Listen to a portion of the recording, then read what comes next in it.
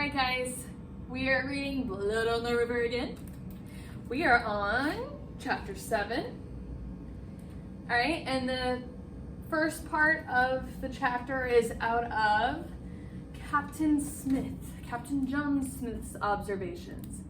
So it says, such factions here we had as commonly attend such voyages that a pair of gallows was made, but Captain Smith, for whom they were intended, could not be persuaded to use them. If you guys know what a gallows is, it's like a big, tall wooden thing where they hang people. Okay? So remember, Samuel's mouth went dry when he saw that they had constructed a gallows in the last chapter. So here we are, chapter 7. The next morning dawns clear and warm. Captain Smith is back in chains, and the gallows sits ready. Reverend Hunt calls us together for Sunday services.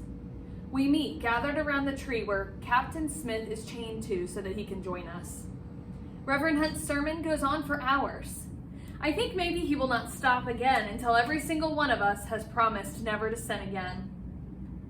He says to tell a lie is a sin, and that any man who lies for his own gain and does not repent will spend eternity in the agony of hell's flames. He looks right at Master Wingfield and Captain Radcliffe, delivering his sermon with passion. I see Master Wingfield squirm. Captain Radcliffe sets his jaw and stares straight ahead. Captain Newport looks at the two of them and shakes his head. I send up a prayer that Reverend Hunt's sermon will save Captain Smith from his hanging. After services, I bring Captain Smith some food. I wonder if it will be his last meal. Yet, he is calm. I've been a prisoner before, and I escaped before, he says. When I was a soldier fighting the Turks of the Ottoman Empire, I was captured and made a slave. They shaved my head, put an iron ring around my neck, and brought me to auction to be sold like a beast. James and Richard are nearby, and they come closer to listen. The other slaves told me it was useless to try to escape. Impossible, they said. But one day we were working in the fields. I was threshing wheat with a threshing bat. My master rode up on horseback with his whip. He cracked the whip and brought it down on my naked back, lashed my skin wide open. I was enraged. I took my threshing bat in both hands and swung. He swings his arms as if he is knocking the cruel master from his horse once again. Down he came, and before he could get his footing, I cracked the bat over his head. Then I beat him with the stub until there was no life left in him. No wonder Captain Smith is unafraid of these pale, weak gentlemen and their threats. If he wants to, he will kill them with his bare hands. Then I shucked off my slave rags, put on my master's clothes, and rode off on his horse to my freedom.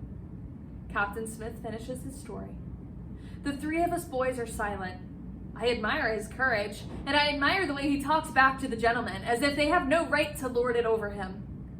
I've never known another commoner who have had the nerve to do that. Reverend Hunt comes marching up, a ring of keys dangling. He takes the keys to the clamps on Captain Smith's ankle. I've convinced them that without you as translator, we will all perish in Virginia, he says, as the clamps open and fall away. Thank you, Reverend, Captain Smith says, rubbing his ankles. I owe you a favor. Reverend Hunt gives him a stern look. This is the favor I want, then. I want you to at least act as though you have the proper respect for these gentlemen. If you insult them and anger them again, they may choose their pride over their survival in the new world. Captain Smith nods, and I wonder if he really does plan to be polite to the exalted gentleman from here on in. He is at least as stubborn as I am, so I know that it will be hard for him to change. That afternoon, the sound of chopping wood rings out over the rumbling of the waves. The gallows is cut up and thrown on the fire, where it nicely roasts our fish for supper. After 6 days on Nevis, I am fatter. The birds are so tame we pluck them out of the bushes with our hands. The sea is teeming with fish, and the trees are full of fruit. The only natives on the island are afraid of us, and they stay well hidden. I am also cleaner. I have gone twice to the hot pools in the forest to bathe.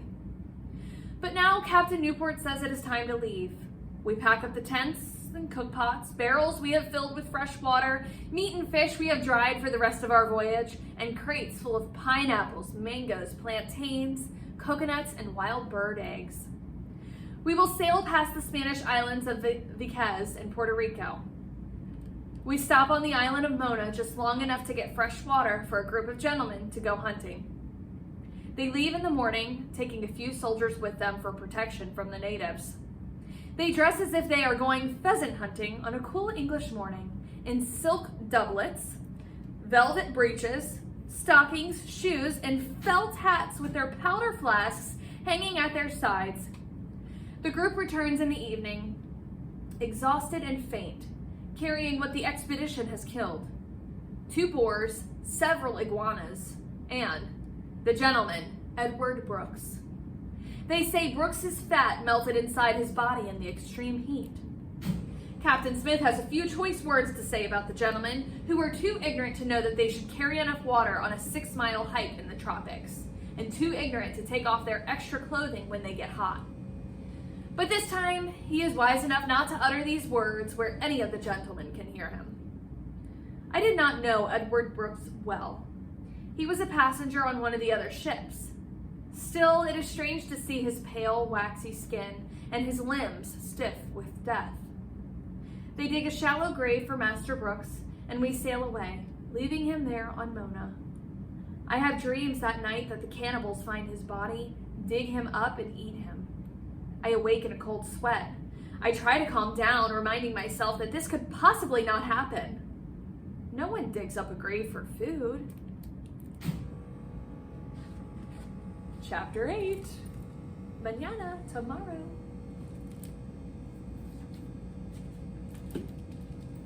No one digs up a grave for food.